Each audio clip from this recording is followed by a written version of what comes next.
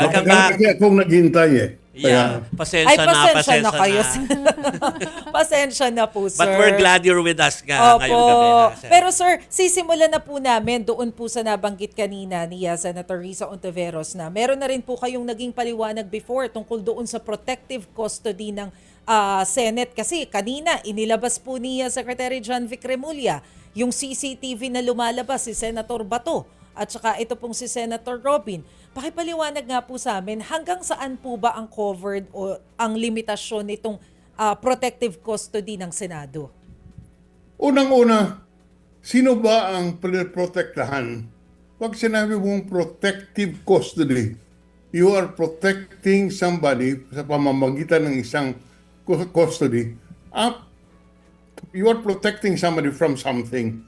Ang tanong, sino ba ang pinoprotektahan ng Senado dito? Si Bato de la Rosa? And what is he being protected from? Yan ang walang, ang tanong na hindi pa nasasagot. Pangalawa, ako po'y 24 na taon sa Senado, wala naman akong alam na batas na nagbibigay ng kapangyarihan sa Senado na magkaroon ng protective custody. Unang-una, hindi nila mapaliwanag. He is being protected from what? From the service of summons? From the service of the warrant of arrest? Yun ba pinoprotektahan nila? So nakakatawa po. At 24 na taon ako sa Senado, wala akong narinig ng protective custody.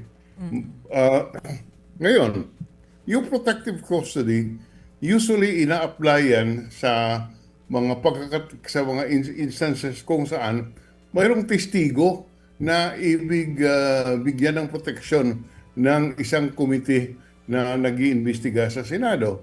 Binibigyan ng protective custody to protect the witnesses from harm. Dito po sa case ni Senator Bato, gusto ko sanang marinig ang paliwanag ng kinauukulan ng Senate leadership. Ano ba ang protective custody? Who is being protected and he's protected from whom? Yun po ang aking tanong. Opo. Actually, ang daming tanong na lumutang po dito, Senator. Pero ngayon po, pinapakita po yung video na lumabas si Senator Bato with Senator Robin. Ano po yung nakikita ninyong liabilities dito, especially now? Nag-issue na po ng desisyon. Lumabas na po yung desisyon ng Supreme Court denying yung petition po ni Senator Bato na mag-issue ng TRO. Can we say na valid yung warrant of arrest laban po kay Senator Bato? Ang masasabi ko, the fact na hindi nagbigay ng TRO ang Supreme Court is a de facto recognition of the validity of the warrant of arrest. Yan po ay nagpapakita na ayaw pigilin ng Korte Suprema ang pagsiserve ng warrant of arrest. So mayroong prima facie case of validity. Ibig sabihin, on the surface, mayroong kapangyarihan or mayroong sapat na dahilan na arestuhin si Senator Bato using the warrant ng International Criminal Court ng ICC. Opo, so ibig sabihin, hindi na po kinikilala, kumbaga yung ipinupush po ng kampo ni Senator Bato na hindi, dapat dumaan muna sa local court. Hindi kailangan yun.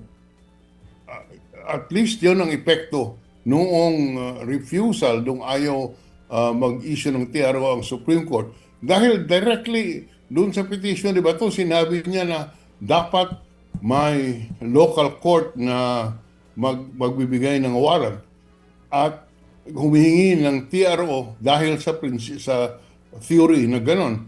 Hindi binigay ng Supreme Court. Ibig sabihin, hindi naniwala ang Korte Suprema na kailangan ang local warrant of arrest. So, if that's the case, Senator, ibig po bang sabihin maituturing na si Senator Bato as fugitive? Kasi hindi natin alam kung nasan siya. Well, probably. I am not prepared to say that. Ngunit siya po ay in effect, ang warrant of arrest, sabi ng Korte Suprema, pwedeng iserve sa kanya. Sino po bang magde-determine po o magle-label sa kanya na fugitive? Sino ang dapat? In the first place, kailangan pag-aralan natin ano bang ibig sabihin ng fugitive from justice.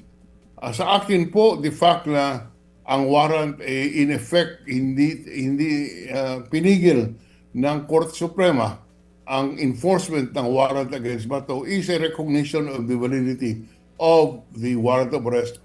Kaya pwede siyang arestuhin.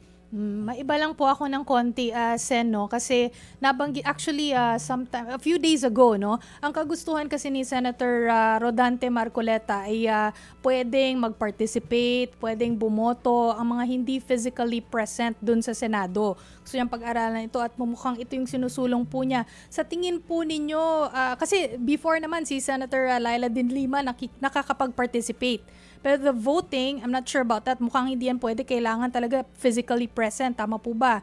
So kung ganun po, kung papayagan po ito na pwedeng hindi physically present during voting, may nakikita po ba kayong pros or cons? Are you for this or against? Unang-una, ang pagkaalam ko, na-reconsider ito, in-approve in plenary, ngunit humingi ng reconsideration si Senator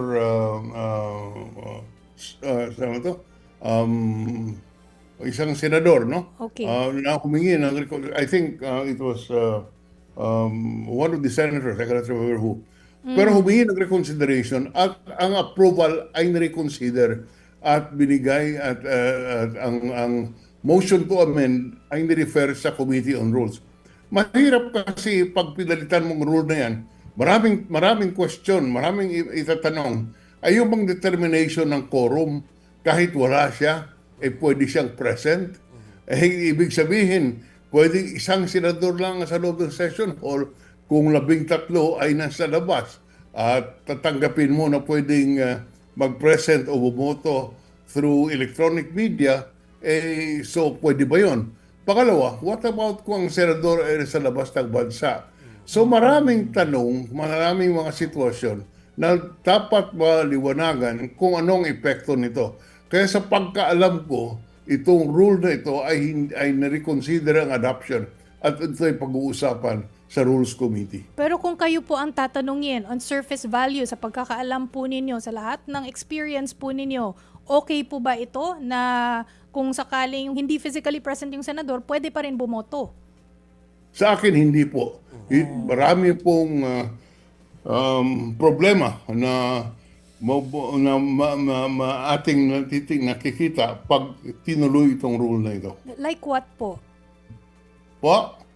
Like ano pong mga problema po, Sen?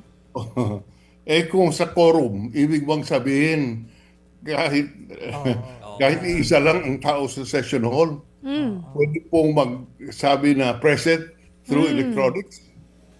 Pangalawa, sa botohan po, kung nasa labas yung senador, sa labas ng bansa, pwede ba siyang sumali at boboto? So there are a lot of questions.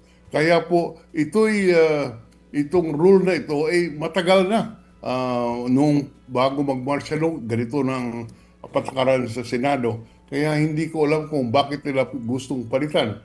Ibig lang nilang palitan para manatili na makaboto si Senator Bato pag nagpalit ng leadership. Paano kung hindi naman talaga nakinig doon sa proceeding, tas boboto, di ba? Maraming bad implication. Ako, SP Drilon, meron lang ako, very general yung tanong ko, no, bilang kayo dati nag-lead ng nirespetong branch ng government, itong Senado, ay gusto nating malaman sana ang inyong damdamin after seeing everything that happened this week. Aside from barilan, ay meron nga palitan ng leader, tapos may iyakan kanina. Ang dami. Parang ang dami ng opinion din ng mga tao na hindi maganda tungkol dito sa dating pinamunuan yung branch of government. Paano nyo tinitingnan ang nangyayari to at sa tingin nyo ba yung makakabawi pa yung institusyon because of what's been happening? Ako'y nalulungkot doon na nangyari. Matagal po ako sa Senado. At mula pa ngayon ko lang na rin nakita ang ganitong pangyayari. Nawalan po ang respeto ng taong bayan sa Senado bilang isang bahagi sa isang aligi ng ating demokrasya. Nakakalungkot po, nakakahiya na ganito ang mangyari at doon sa mga investigasyon at balita, sinadya po magpaputok ang kung sino man para po magkagulo. Ito po hindi gawain ng isang dissenting mambabatas.